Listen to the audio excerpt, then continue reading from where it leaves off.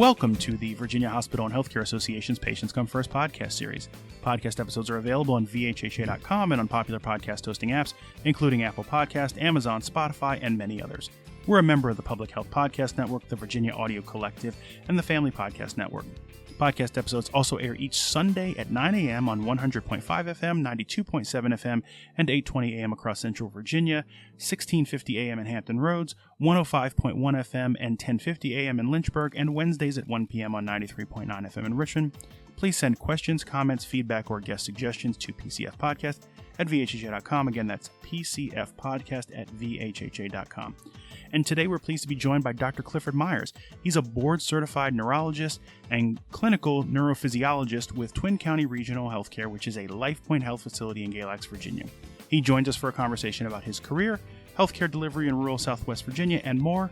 So with that, welcome to the show, Dr. Meyers. Thanks for joining us. Thank you very much. Happy to be here. Well, we appreciate it, and we're just going to dive right in. It's our custom to start each episode by getting to know our guests a little bit better. As we noted, you're a board-certified neurologist and clinical neurophysiologist with Twin County Regional Healthcare. You earned a medical degree from Brown University and completed residency and fellowship at an academic medical center in Western New York. I imagine those few professional details just scratch the surface of who you are.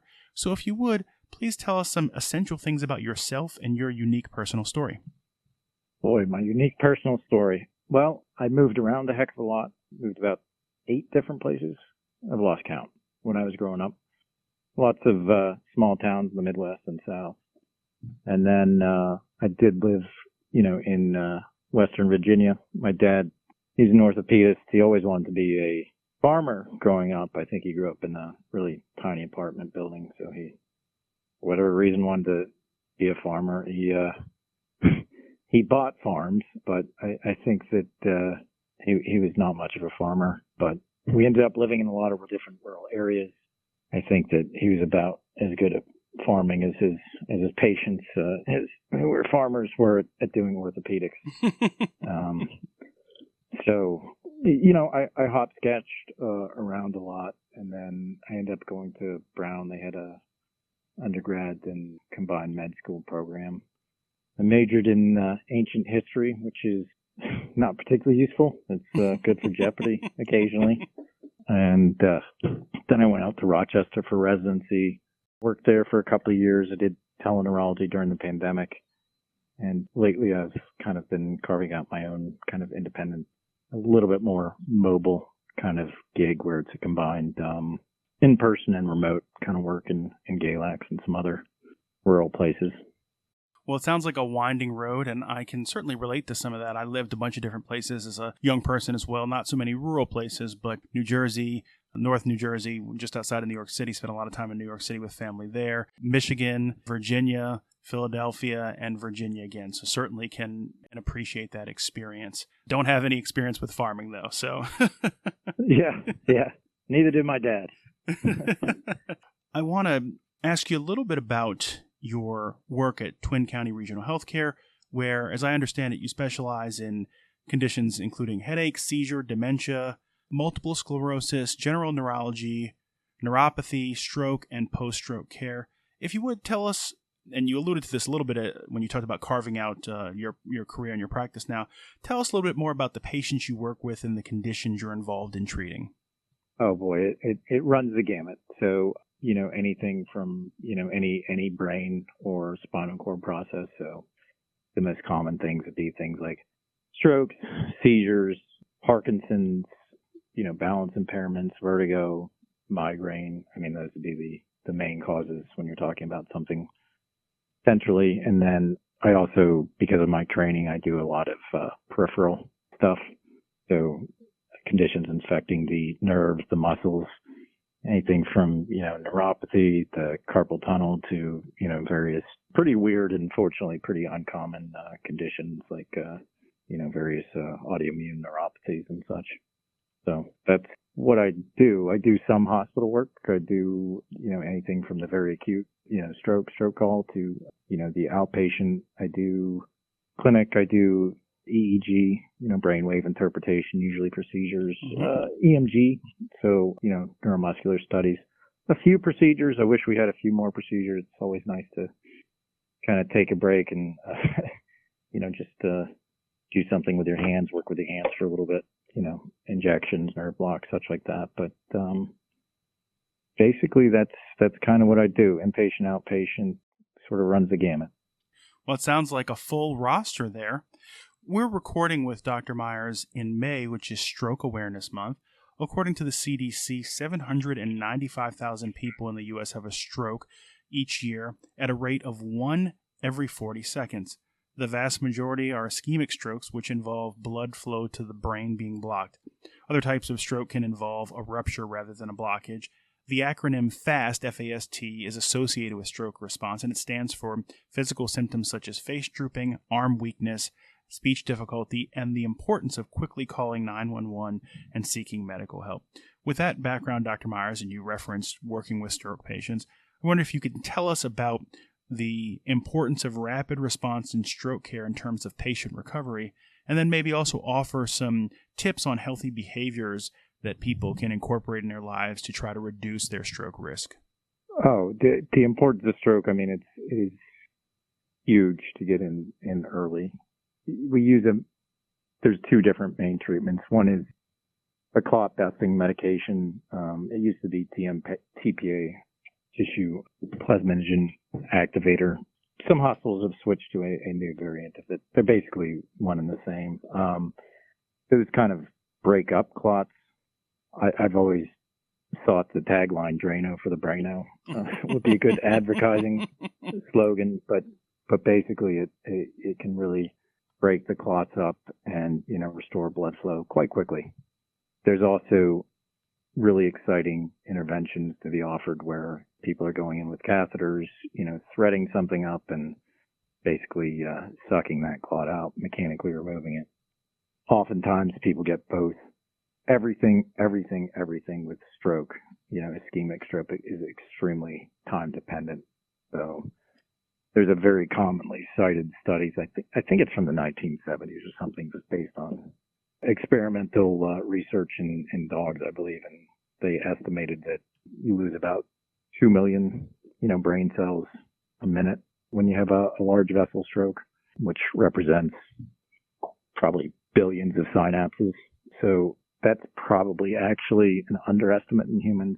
It's probably a wide range, but anywhere from 2 million to 24 million brain cells a minute. So minutes can actually really, really, really make the difference between people who are able to, walk, talk, have a conversation, live your life, make fun of your kids, get back to who you were, and not being able to do those things.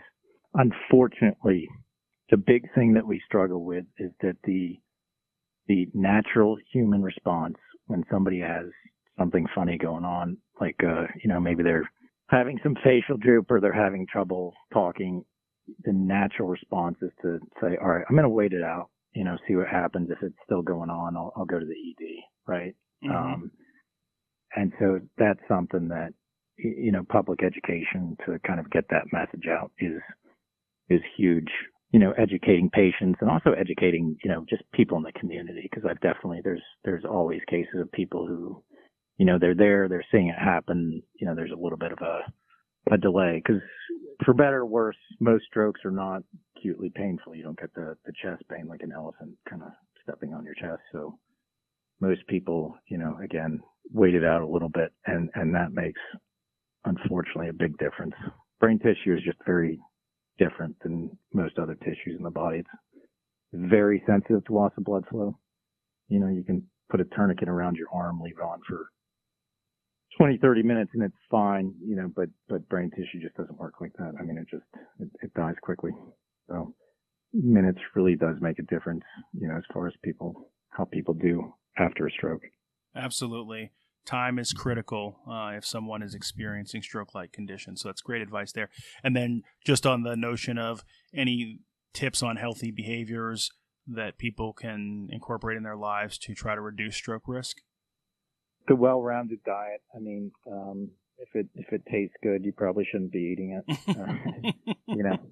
Most of us kind of know the ideal, and I don't do this myself, but you want to eat, 50% of your plate should be fruits and vegetables.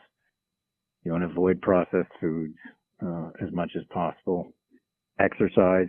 I mean, there's something about just getting that heart rate up, getting blood pumping through, the blood vessels. That's just very healthy for blood vessels. Controlling your blood pressure. People, that is, it's been a while since I've looked at the statistics, but I think that is statistically the number one cause of strokes. So just making sure that you're getting your blood pressure checked regularly. If you haven't been to the doctor in, 10 years and you're 45, 50, it's probably you should think about getting in there. And, just a yearly primary care doctor appointment is huge. Smoking. There's obviously a lot of recent research that smoking might not be so good for you. There's a lot of great techniques. I mean, certainly every guy, I don't know if it's a guy thing, but every guy wants to, try cold turkey. Most people are able to quit much better if they're using medication. So I'm constantly kind of talking to people, look, you gave it a shot, you wanted to do a cold turkey, give the medications a try to see if we can, get you to stop or cut way back on smoking. I think all those things are probably the leading risk factors for stroke. Sleep apnea. I mean, if you're feeling very tired throughout the day, if you're not, waking up refreshed, certainly a big risk factor for stroke. Actually a pretty big risk factor for dementia too. So kind of the basics. I mean, eat a good diet, exercise, don't smoke, go to your doctor appointments regularly. That really is pretty huge for preventing stroke. Yeah, all good advice. Appreciate you sharing that. You mentioned moving around earlier in life and indicated that in many of those stops, they were in rural communities. Twin County Regional Healthcare is a 141-bed facility that offers acute care, ambulatory care, and emergency services. It is in a rural community, and it serves a sizable Medicaid and Medicare population. As a provider working in a rural community, I wonder what observations you have about the importance of access to emergent and specialized care services in more remote or underserved communities. I've spent a couple of years, my early years of my career in Rochester. It's not New York City, but it's a decent sized city. Probably has, some of the highest ratio of neurologists per capita. Even here, the general neurology clinic has a 8-month waiting list. It's a sort of a situation. If you build it, people will come. If you, have the ability, the appointments, then, you start to see people for, essentially any headache or dizziness or anything. I will say that the condition, your ability to really dramatically improve people's condition, improve their lives, I think you have a lot more opportunity in rural areas just because there's less access. So you're seeing things a bit later than perhaps you might. People who are kind of not getting treatment for things like, epilepsy, things like that. So I found that incredibly gratifying. I mean, it's always good at the end of the day to feel like you've actually made a difference in people's life. But yeah, I would say that the acuity of conditions in rural areas is certainly a lot higher than rural areas that I'm kind of used to seeing in other areas where specialty access is a lot better. Well, making a difference in people's lives is why a lot of people that we speak to say they got into healthcare, and it sounds like you're doing just that, Dr. Meyers, so we appreciate that, and we appreciate you taking a few minutes to be with us today. We are about to land this plane, but before we do, we have a tradition here on the podcast to close things out by asking our guests a pair of sort of quirky, fun, personal questions. To keep things interesting, we have a list of 10 mystery questions.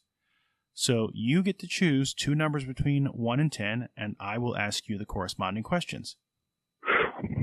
There's a lot of pressure. Let's do 2 and 8. Okay, 2. If you were stranded on a deserted island, what one book, one album, and one movie would you take with you to keep yourself company? We will spot you a copy of the religious text of your choice. So other than that, what are your 3 entertainment survival kit picks? Oh, wow. Good question. So it's book, movie, and album, is that right? That's correct. Yes, sir. I'll start with album first. Started listening to a lot of bluegrass. I think they're still considered bluegrass, but it's a Minnesota band. It's called Trampled by Turtles. Mm-hmm. Big fan of them. That would be the album.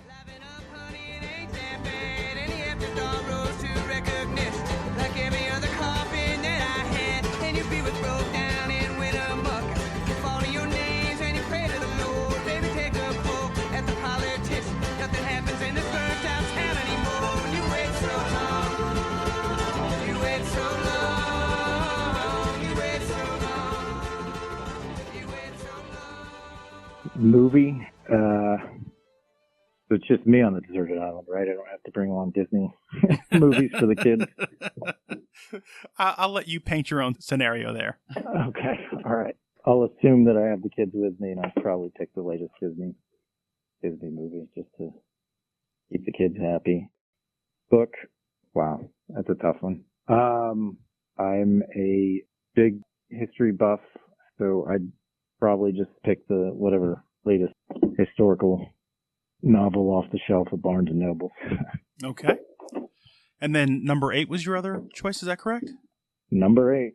Number 8 is, tell me one memory from your life that whenever you think of it, it makes you smile. One memory.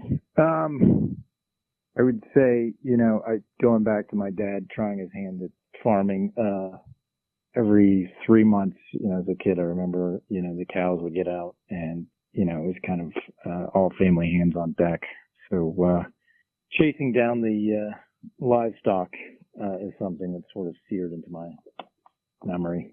Sort of traumatic, but it does make me smile. So we'll go with that one. Seared into your memory like a cattle brand, perhaps. Yes, exactly. Little mini stampede. Well, I appreciate you being with us and taking a few minutes out of your busy schedule to chat with us and to share a little bit of your story with us. And with that, that's going to bring us to the close of another episode of the Virginia Hospital and Healthcare Association's Patients Come First podcast. If you like what you heard, please make sure to leave us a 5-star review on Apple Podcast and subscribe so you know when new episodes are available. And we want to once again thank our guest, Dr. Clifford Meyers of Twin County Regional Healthcare, for joining us today. So thank you, sir. Hey, thank you very much. It's fun.